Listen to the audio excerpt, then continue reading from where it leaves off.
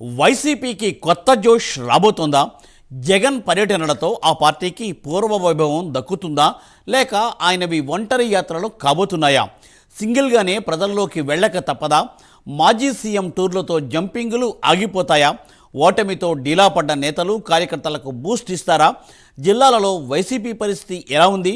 ఆ పార్టీ కీలక నేతలు ఏమంటున్నారు? వారిని జగన్ పర్యటనలు ఏ రకంగా ప్రభావితం చేస్తాయి?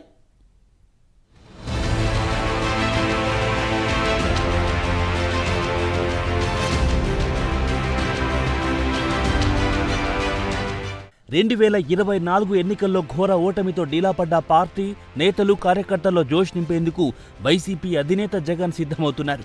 క్షేత్రస్థాయిలో పర్యటనకు ప్లాన్ చేస్తున్నారు. సంక్రాంతి తర్వాత వారంలో 2 రోజుల పాటు జిల్లాల్లో పర్యటనలు చేయబోతున్నారు.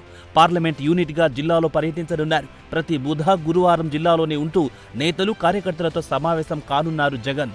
పార్టీలో వివిధ విభాగాల్లో నియామకాలను పూర్తి చేయాలని నేతలను ఆదేశించారు. దీంతో జగన్ పర్యటనలకు అన్ని ఏర్పాట్లు చేస్తున్నారు ఆ పార్టీ నేతలు.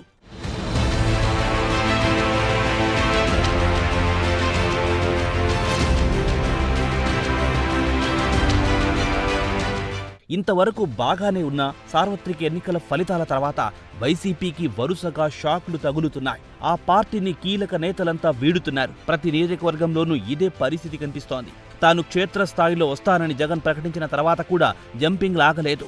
పార్టీకి వెన్నుముక లాంటి నేతలు తాముండలేమంటూ బహిరంగంగానే చెబుతూ పార్టీ నుంచి వెళ్లిపోతున్నారు. మరికొంతమంది నేతలు రాజకీయాల్లో ఉండమంటూ సైలెంట్ అయ్యారు. ఇంకొంతమంది నేతలు మౌనంగా పార్టీ మారుతున్నారు.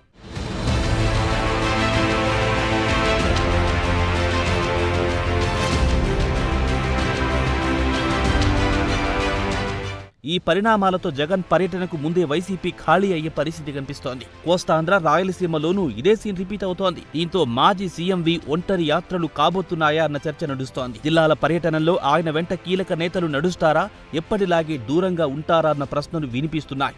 క్షేత్రస్థాయిలో పార్టీ అధినేత వస్తే నేతలంతా ఏకమవుతారని వైసీపీ వర్గాలంటున్నాయి. జగన్ పర్యటనలపై వైసీపీ నాయకులు మాత్రం ధీమా వ్యక్తం చేశారు. జిల్లాల టూర్లను సక్సెస్ చేస్తామంటున్నారు. ఎవరు లేకపోయినా ఒంటరిగానే పోరాటం చేస్తామని చెబుతున్నారు. ఒక్కసారైనా జనంలోకి వస్తే క్రేజ్ పెరుగుతుందని, నేతలంతా మళ్లీ వస్తారని అంటున్నారు. మొత్తంగా ఈ పరిణామాలతో జగన్ టూర్ ఎలా నడుస్తుందన్న దానిపై ఆసక్తి నెలకొంది.